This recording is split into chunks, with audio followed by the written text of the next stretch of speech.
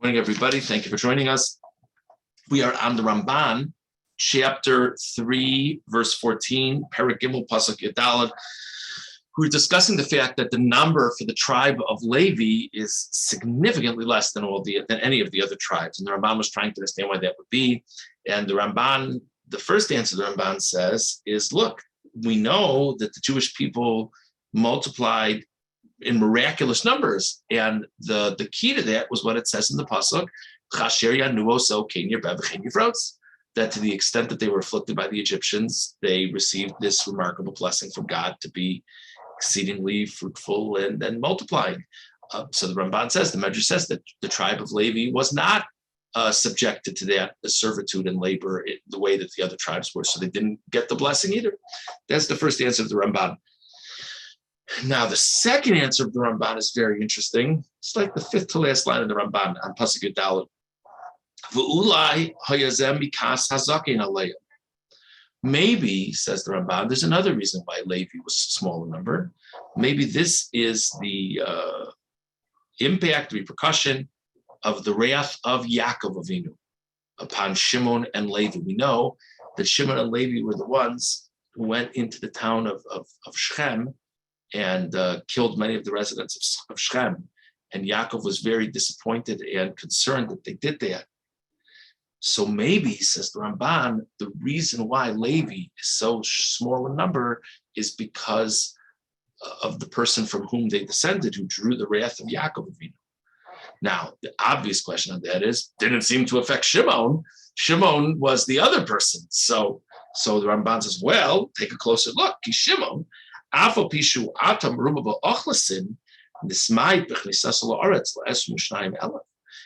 you look at the census later on in the book of Bamidbar, after the story of the plague that had led up to the famous story of Pinchas, soon after that there's another census taken, the numbers of Shimon are much less. So the Ramban says maybe Levi was made small, not through any plague or anything. They just were a small tribe in number as recounted at this stage in the Chumash. And maybe Shimon was also impacted by how they drew the ire of Yaakov Avinu by having many of them die in the plague. And so both tribes were going to be of small number, but because Levi is the special tribe of God, it wouldn't be reduced in this plague. So Shimon and Levi both end up with a similar endpoint, being small in number, but they get there in different ways. And Ramban says maybe the reason for that commonality is because they both drew the ire of Yaakov. Very interesting thing to think about. Okay, let's now jump ahead to the Orach Chaim on Pasuk Lamed Tes.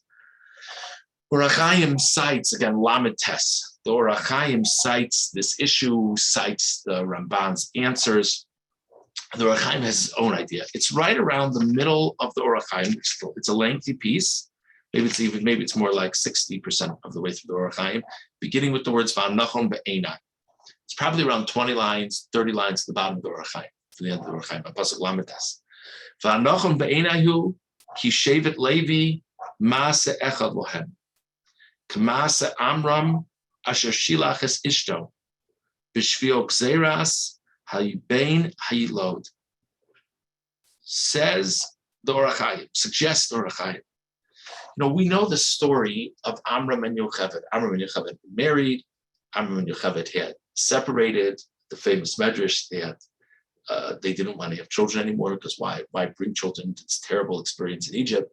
The famous Medrash that Miriam convinced Amram to remarry Yocheved. The famous quote: "You're worse than Paro. Paro only has a decree on the males, and you have a decree on the males and the females." So here's the question, Sister Archai. In what way is the story of Amram and Yocheved unique compared to the rest of their tribe? Maybe the unique thing is that they separated in the first place. Or perhaps the unique thing is that they got back together again. So he says that Vatam, so the Orach Chaim's theory is that this was the normal mode within the tribe of Levi, that once things got bad in Egypt, they stopped having children. Now, why in the world would it only be the tribe of Levi that would stop having children? Why wouldn't it be everybody? Well, what's unique about the tribe of Levi? Vatam nogim v'lo nishtabtu lo namas levavam kokach liros nitayem mushlachim bayaor k'masa ish Yisrael asher mitzad hashibud vol avoda huzal v'huka beineim uvelibam liros yaldeim mushlachim bayaor. So this is so interesting. So the Ohr HaChaim says, such a strange idea.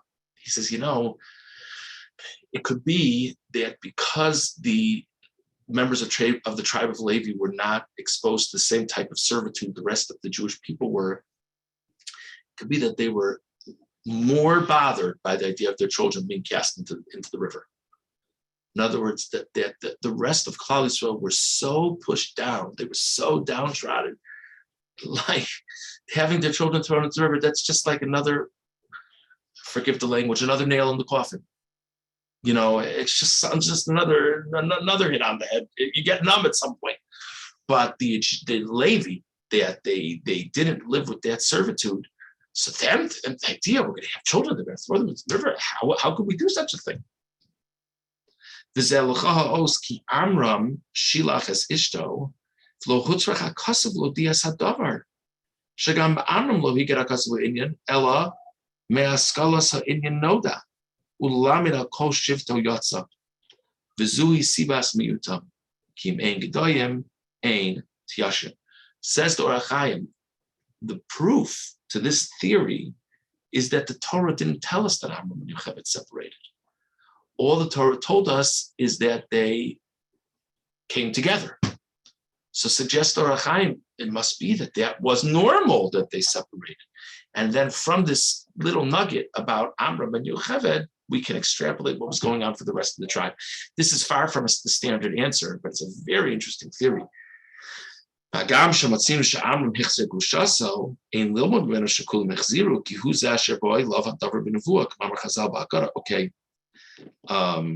HaChaim says, so you might tell me, so if the Torah tells us that Amram remarried Yocheved, got back together with Yocheved, so maybe everybody got back together. He says, no, that might be different. Okay. V'im Tomar, Lama Shevet ben Torah Yasim Mute, period of reveals. The Ohr HaChaim says, so if Shevet Levi was so good, they were so much elevated over other people, why would they be the one tribe to not have children? It's a mitzvah to have children. Ulai. He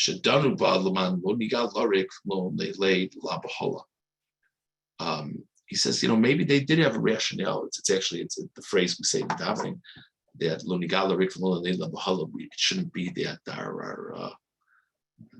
our results go to nothing. That maybe there's an idea that to be together and cohabitate and have children that are going to die. Maybe it's considered better to not have the child in the first place. So maybe that was the rationale.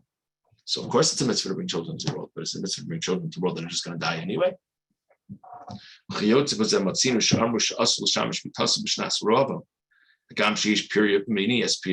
have famous contexts where there were people, and there's halacha even that if it's a time of famine, you're not allowed to have, you're not supposed to have sexual relations during a time of famine. So the Ohr HaChaim says, so what does that tell you? That tells you that there are times where you're not supposed to have children. So maybe they were basing it on that. Okay. But a very interesting Ohr HaChaim. So the Ramban is the classic approach, and you have the Ohr HaChaim as well. Okay, let's go on to chapter 4, verse 2. Chapter 4, verse 2. Hashem says to Moshe and Aaron, Nasoas Rosh B'nei Kahas B'tok B'nei Levi, This is now a new count within the tribe of Levi, not from 30 days and up, not from 1 month and up, but from 30 years and up, to see how many people there are in the tribe of Levi ready and eligible to do the Levi tasks. And what we also have is in verse 4, it describes what the task of the family of Kahas will be. That the idea is that they are the ones to carry the Aron. They're the ones that carry the ark. And it's different divisions. It's not just all of Levi does whatever they do. The different divisions of the tribe of Levi have different roles and responsibilities. Just to look for a second for the contrast, we see elsewhere when the Torah talks about, counting other, well, maybe let's not do that, sorry. When the Torah talks about counting other people, sometimes the word used is code, and here the word used is naso. So very interesting Orach Chaim over here. Orach Chaim and Pasuk Beis. Naso is Rosh B'nei Kahas. V'yimash alinu b'parshas Kisisa k'ayidei nesinas hakofer nesius Rosh lahem lozel marakasav b'misparam Kisisa mash'enkin alvim shlonas hakofer b'misparam Amar Pekod es B'nei Levi. In Cain la mashina hakasav v'sashona b'alvim atzvu v'chazar lomer naso v'lo Pekod. Earlier in this parsha, when God tells Moshe to do a general count on the tribe of Levi, the verb that he uses is Pekod. And now, when God tells Moshe to count family by family within the tribe of Levi, he says, Naso. Now, if you remember from the beginning of the parsha, when there was a general instruction to count the people of Klal Yisrael, it was Naso. So, Naso for the general group, for all the other tribes, Pekod for Levi as a large group, Naso for the subdivisions of Levi. What's going on? So, the Orach Chaim has a theory that Naso is a language of elevation, as we've discussed before. And how were the people counted? The people were counted with the half shekel, which meant that the half shekel gave an atonement for them, right? It says in the pasuk to atone for your souls. So Orach Chaim says, when people are counted with a half shekel, it says Naso, because the whole method of counting is going to elevate them. It'll be a merit for them. But the tribe of Levi, says Orach Chaim, didn't count with the half shekel, so it didn't say Naso. So then why does it say Naso when we're in the subdivision of Levi? Avoda plimis lases Aaron v'shulchan. Since God gave them this elevated task of carrying the ark and the table of the Mishkan,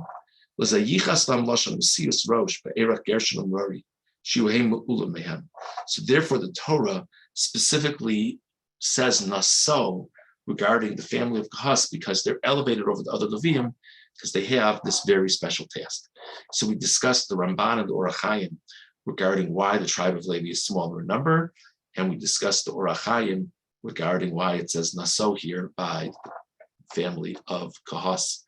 I want to wish everyone a good Shabbos and a good Yom Tiv. I look forward to us resuming on Tuesday, God willing.